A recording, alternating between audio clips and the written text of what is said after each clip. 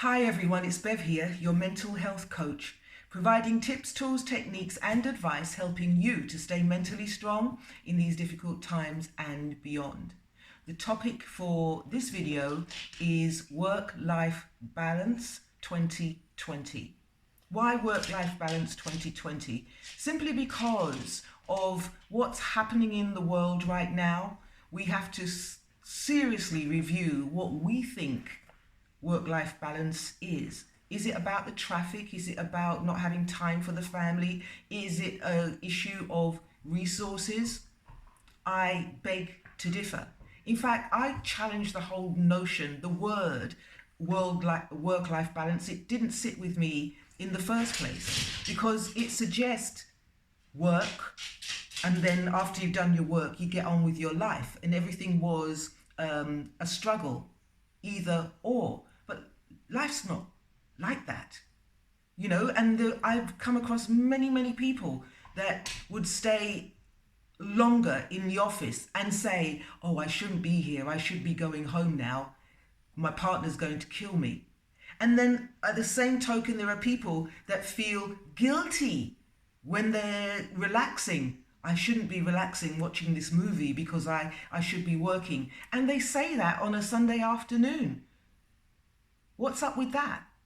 So this work-life balance issue didn't even work in the first place. People didn't get sleep, they didn't go to the gym, they didn't eat right, and they spent too long in the office. It didn't work then. How is it going to work now? Tell me, how is it going to work now that we've got people that are working from home, we've got people that are shielding, we've got people that are out of work, we've got the whole world upended, and it will not work if we try to hornshoe work-life balance as we know it into the brave new world. So what needs to change? What needs to change? Let's start with the mindset, the beliefs, the ideas we have about what life should be. And maybe we thought that life should be do some work in the office or our place of work, put the pen down at 5 o'clock, and then go home, play with the children, go to the gym, watch a lovely movie, have a lovely meal, and go to bed and sleep 8 hours. And that's not going to happen. That's not working. So we need to challenge all of that. So in order to challenge the mindset, I'm going to rely on the work, the phrases, the sayings, the philosophy of two great people, in my opinion. One's alive, David Goggins. David Goggins, you may have heard me speak of before. Awful upbringing, awful parents, and he would say it himself. Terrible formative life, and he transformed himself.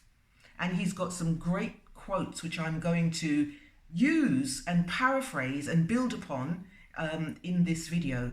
Another person that you will have heard of is Bruce Lee, and he turned his life around, put martial arts on the map. So I want to start with Bruce Lee, because you may have heard the quote, be like water. And he was talking about transforming our mind to go with the flow, because you can't beat against whatever's going on. You have to look at it, analyze it, and go with the flow. And the mind must be unencumbered. It must be clear. It must be focused. And you need to be like water. Water, whatever shape you put it in. If you put it in a teapot, it becomes that shape. If you put it in a cup, it becomes that shape. It is as calm as a sunny day, and it can crash. And you use the energy which is necessary to overcome your situation. Now, David Goggins, as I said to you, had an awful childhood, but he said that was the best thing that ever happened to him. his awful childness, because no matter what people do, it couldn't be worse than being beaten up by your dad, by being hospitalized by your dad, being on the streets when you're barely a teenager, being called every racist comment that you can imagine.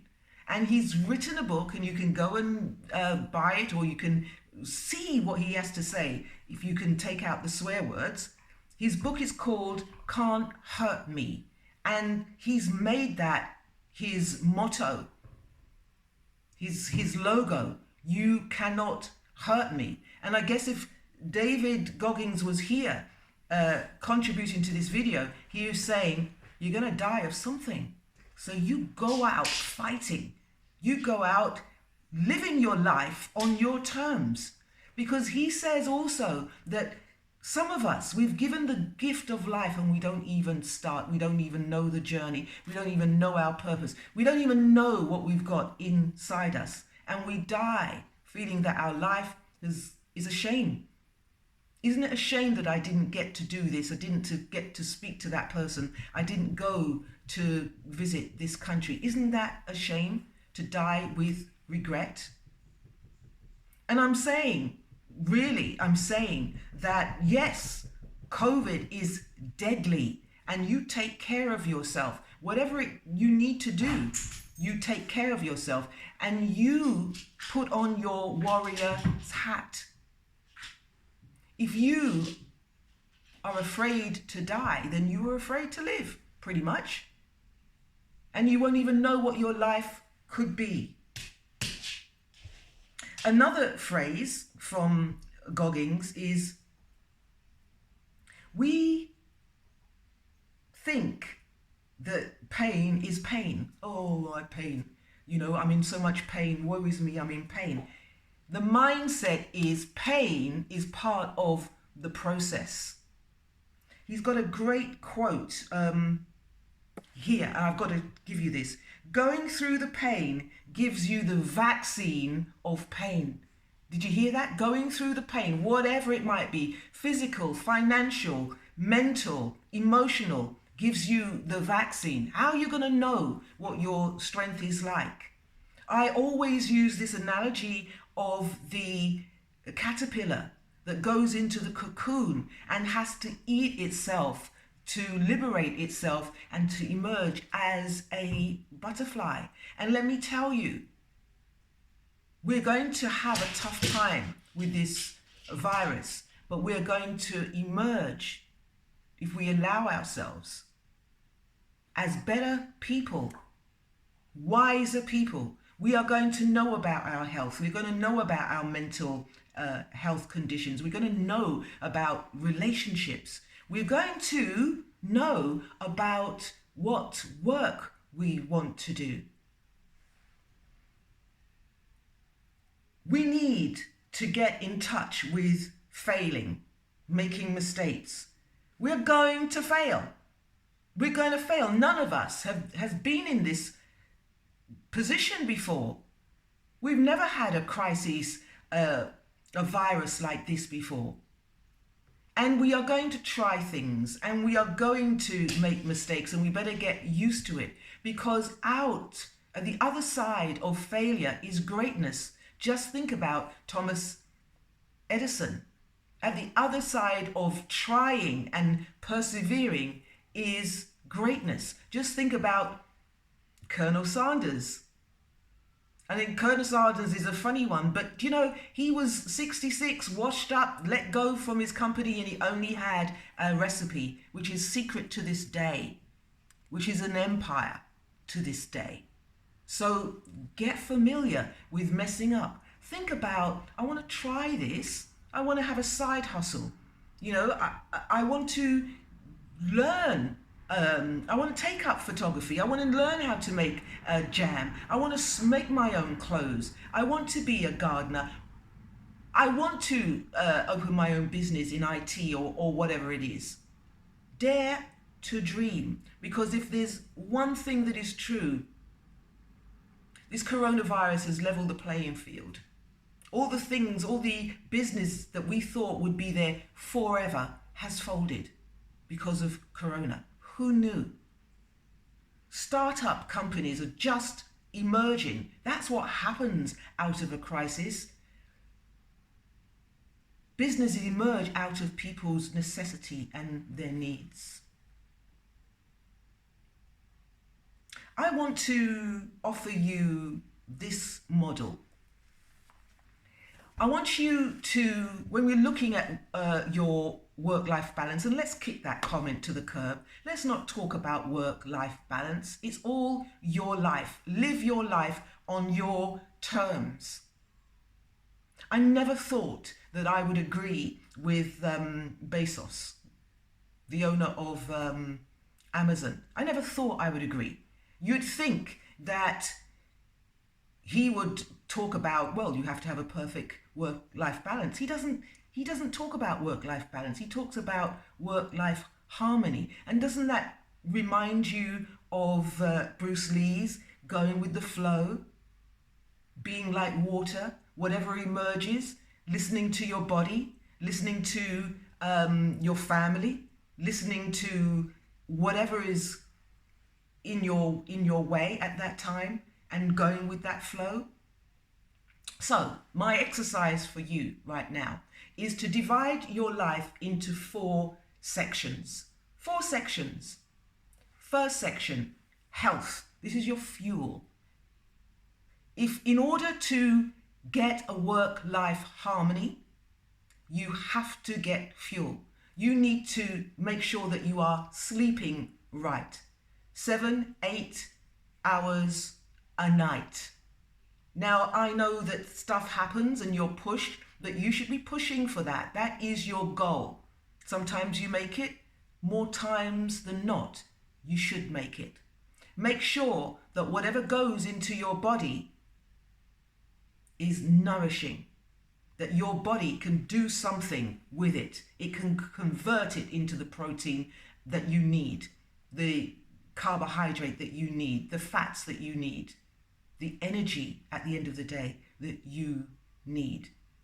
If you eat processed foods, then your body's got nothing to do but poop it out the other side, if you're lucky. But it will cause a lot of issues on the way. If you eat nourishing foods, that's flow. Your body will get into a perfect flow. And under the health quadrant is exercise. Move your body. We're designed to move, to walk, to run, to dance. Everything that we do, everything in your body right now is about movement. Your heart beats, it's a movement. Your breathing, it's a movement. Your thinking, it's a movement. Move more, your body becomes more efficient and more effective. That's the first quadrant. The second quadrant is work. Okay, so ask yourself some questions. Is my work worthwhile? Or what is worthwhile about my work? Or find something worthwhile about the thing that you're doing, which you call work. Find some satisfaction from it. And it might be that, I helped out somebody today. I really helped them with a problem. And that is satisfaction to me. If you are so inclined, think about your career. Where am I going with all of this? What's my legacy? What are people going to be able to do as a consequence of me being in this position? How do I upgrade from this job? What is the next level? That's work. Third quadrant is connections. You need to connect with another person. You are a social being. So being locked down, isolating, working from home, shielding, social distancing, all these things are challenging. And we need to reach out and we need to connect with family and friends. And being online, Zooming, going into the bowels of YouTube does not match connection with good friends and a fabulous family. Cultivate it. And the fourth quadrant, and probably the most important, is you. How are you looking after yourself? I'm not talking about the fuel, which is the sleep and the work or the connections. I'm talking about you. You. So, are you doing you? Do you know you? What is your dreams for the future? One day we may travel again. What countries do you want to see? What are your hobbies? What do you do in your spare time? Are you taking care of yourself? Having wonderful baths? If you can't have a bath, then have a long shower. Are you listening to music? The music, do you remember the music that you used to listen to? The music that you love? Put on the music and go for it. Even if you're not a dancer, put on the music and do your housework or do something. Have a wild half hour. Reading is one of the best ways to decompress, really, because you're using your imagination.